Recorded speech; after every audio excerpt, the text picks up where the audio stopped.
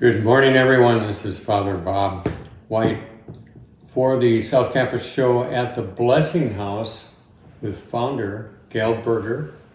Welcome, Hello, Gail. everyone. Yes, or you thank should you. say welcome to me here in the Blessing House. Right. Thank you. You're always welcome. Thank you. And we just, so the Blessing House, first I want to start it out. What is the Blessing House? What's the concept? How'd you come up with this?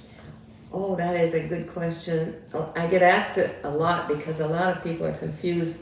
Some things think it's an old folks' home. Some things it's some place that people just can't drop in on. But the Blessing House came out of a question I asked the Lord in 1993.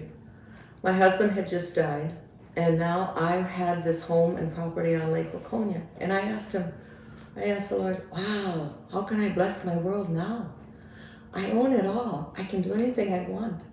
And so out of that came the understanding you can only bless your world with what you have.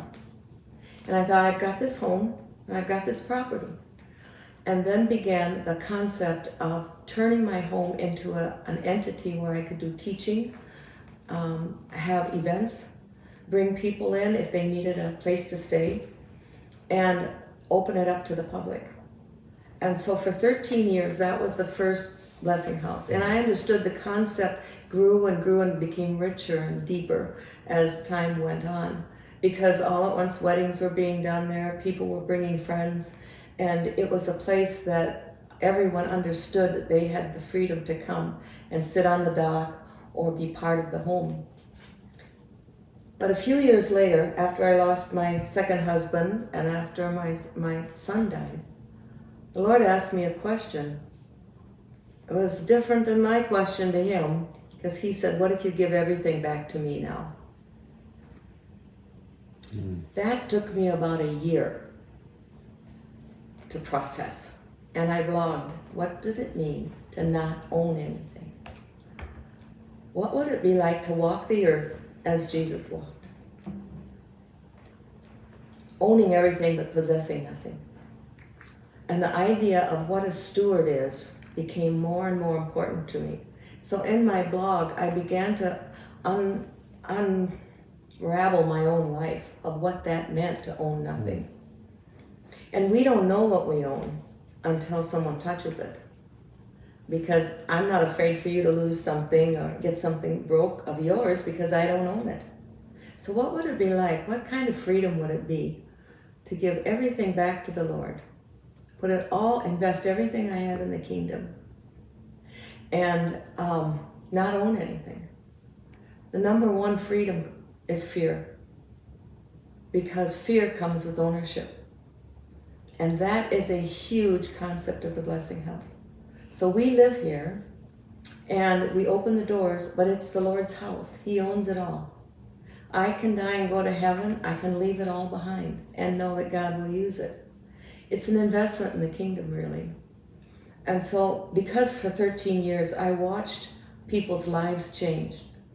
I watched people from all over the world. I had people that came from Africa, from Europe. People would find their way there. I had one time, there was a gentleman that stayed. I was gone for several weeks because I worked overseas as a teaching pastor. And a pastor called and said, I have a young man here whose wife wants to leave and separate, and he's just distraught. Would you possibly have a place for him to stay for the weekend? I said, well, I'm leaving, but sure, he can come over. I didn't see that young man for several years until I was standing in the Macintoons, and I watched this three-piece suit walk in front of me. He was just a beautiful young man. And he turned around, he says, I bet you don't know me. I said, no, I don't, but I do admire a man in a three-piece suit shopping for groceries. He said, I was the young man that stayed at the Blessing House. And he said, I want you to know it saved our marriage. Wow. Wow. We never hear the rest of the stories. Gail, it occurs to me, I asked you a simple question and you started to tell your story beautifully. Well, and where it went. And I'm struck with the idea that whatever we have that can be a blessing. Oh, yes. You know, so everything you said made me think, what do I have? What can I give away? What do I cling to? Where am I not free? Oh, Where is there the fear? And, you know, and it's just, so there's a spirituality that surrounds the house and drives your vision for this. It is place. the key. You can only bless your world with what God's given you. I can't bless my world the way you do. You have extraordinary gifts that God's and a place to be, and how that works is particular to you and how you're rooted. So that's why I'm so interested in history, because who I am and who the blessing house is, and any blessing house will be rooted in a person's history. Even the hard things, the difficult things. I mean, the suffering, where you learn a deeper level of the power of the Holy Spirit. So every blessing house will be different. And it'll depend on the person who is saying, I want to know what that's like to live in that kind of freedom. So when you talk about your personal history, making you who you are today and what you have to give and all of that, with your own story, you know, Yes. which is unique to you, and my own story, which is unique to me. And I can say I want to take the position, the place I am, and the opportunities it gives me. I want to use that to give back. Yeah. And that's all you can use. Right. So you're doing the same with a totally different situation and background. Yes, and you know, I always wanted to escape the house and do something more important. But I had these kids and husbands, and it was really the desire of my husband's that I stay in the home, and so I did that. And I was 70 years old before I moved in here. So even though after my husband's died, after I turned 50 when my first husband died, and then God opened up a whole new world and permission to go out, but I ended up back at the house in a blessing house and seeing the power of being in one place and being open and available. And so, you know, that's all how God works. Yeah. So every blessing house, you know what my goal is? That this isn't the only blessing house. Say more about that. Well, for 300 years there were no churches. It was all in the homes. And in the New Testament it says, the people said, look how they love one another. Because you can take people to church, but until you take them into their home and see how Christians live differently, how you rub shoulders with Christians, and the home is a place where you're most available and open. And so that's how the church grew. And now what has happened is we bring people to church, but our homes are not open to one another, even in neighborhoods. And there's something, I think, really wrong about that, because of all things, Christians should be an example of how Christ inhabits a life and a home.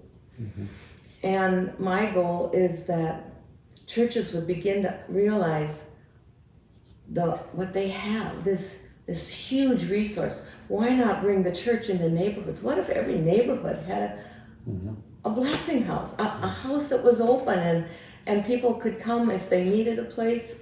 That's my real goal, is not to have just a blessing house, but to inspire others. That every home see itself as a blessing to the neighborhood, a blessing home to the neighborhood. And really you're talking about the domestic church. Oh, yes. The church at its most fundamental level, the domestic church. And the other thing, it occurs to me, is you're talking about the power of presence. Oh, yes. Just being present to others as you invite them into your space, your home, and that presence is the blessing, right? Right. The very environment is a blessing. Our ministry is we create spaces for God to work. That's as simple as I wanted it. I didn't want it complex. We create the spaces because we never know who's going to come to the door, because it's God's, the guests. You know, it's an amazing thing who walks through that door. Some people will appear, they don't know, I don't know what I'm doing here, I just know I'm supposed to be here. And people come in on motorcycles and, you know, cars and trucks, and we had a truck come in. He and the woman got out of the truck, and they were on their way to work on they did landscaping. But she was going through some really difficult times with an ex-husband and with children and all of that. They didn't know what to do, and they found themselves at the Blessing House. I said, well, come on in. And we sat over there, you know, by the lake. And when they left, an hour later, they'd given their lives to Christ. And I gave them some books, and I haven't seen them since. I have no idea. But that's the kind of thing that can happen when you're available. Yeah. And so there's no real agenda that you have for people, and it reminds me that God's grace works relationally, and often surprises us at what happens when people get together and are present to one another, and then the Spirit is working in that. Well, things happen. You know when things are working when they don't want to leave. Or they come for one reason, but God has a different agenda. Yeah. So Gail, can you tell me, how did you get from the Blessing House at Lake Waconia to the Blessing House at Lake Wasserman? Well, after that year of thinking about how I can bless my world, and the 13 years I spent there, I knew that I needed a larger venue, because I was in a neighborhood where there wasn't much parking, and I needed a larger space. And so it just so happened that these 4 acres on Lake Wasserman in Victoria became available as part of the Zanger farm of the church that I helped build. And so Waterbrook has had all 13 acres and decided 4 acres needed to be sold so they could put in a parking lot. That's when the Lord said, that's where the Blessing House will go. Let me ask, our parishioners, the Blessing House is available. How do they come? Yeah. Well, we have a fabulous staff that is here. We're here most of the time, but our office hours are from like 9 to 4.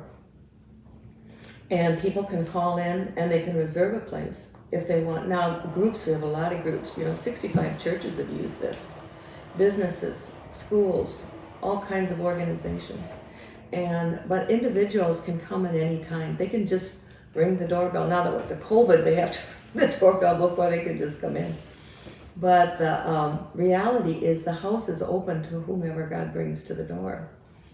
And it's valuable to us. People sign in and let us know they're here, because there's lots of opportunities for lots of people in different spaces here. And so it's really important to call if you're going to be here for a long time. We have writers and authors of all kinds, and artists and small groups, people that want to have just a cup of coffee. Beautiful. Just so a variety of people. Yeah. I love the spontaneity of this whole venture, and I have to say, folks, if you can get out here, it's gorgeous. It's on a lake, great horizon before us.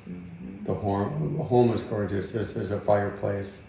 The food is good here. I've tried it. Good hospitality, and a place to unplug and be present to life and to each other and what we have. I'm gonna kind of wrap it up, Gail, just to say that what I've heard is you are modeling something to me very powerful, and that is presence, and what you have is for others, and that becomes the blessing, and that you're modeling what we each can make of our own homes and what we have, and then we can be this blessing to each other, and then we connect with each other, and that's what the world needs these days. The word hospitality. is missing in our world. It's serving a nice meal or having your house perfect. Hospitality is filial xeno, which is the brotherly love of the stranger. And in a xenophobic world, we hardly let in neighbors, let alone strangers. But I think only Christians can do this, because we have that power of the Holy Spirit and a calling on our lives. You know, the Trinity was the original blessing house, and we're always invited into the Trinity. And so it has a huge background of scriptural references that I love. You know, Philemon, that was a man that had a blessing house, and Lydia was one of the first women that had a blessing house, and they're all in the scriptures. So it is as old as the Lord. Wow. Well, and that's my philosophy, is to make St. Victoria Parish family Yes, a you do that. a well. blessing for people who come, who feel welcomed, and then they can go out and be a blessing to others.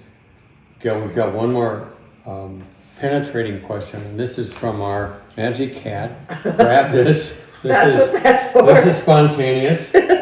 We'll see. It is a question. And you can, in 2 minutes or less, give us your response to the question, which is? What do you like most about your home and why? That's the question. Yeah. Really, perfect. I like the environment. I like knowing that this is centered by the Trinity. I like the fact that we have one rule in this home for anybody that is here, for those who work here, those who come here or volunteer. We have one rule only, and it seems to solve everything. We will not pick up an offense. And that keeps the air clear. That keeps the environment. So when they walk in, if there's any dissonance among any of us, it's felt in the atmosphere.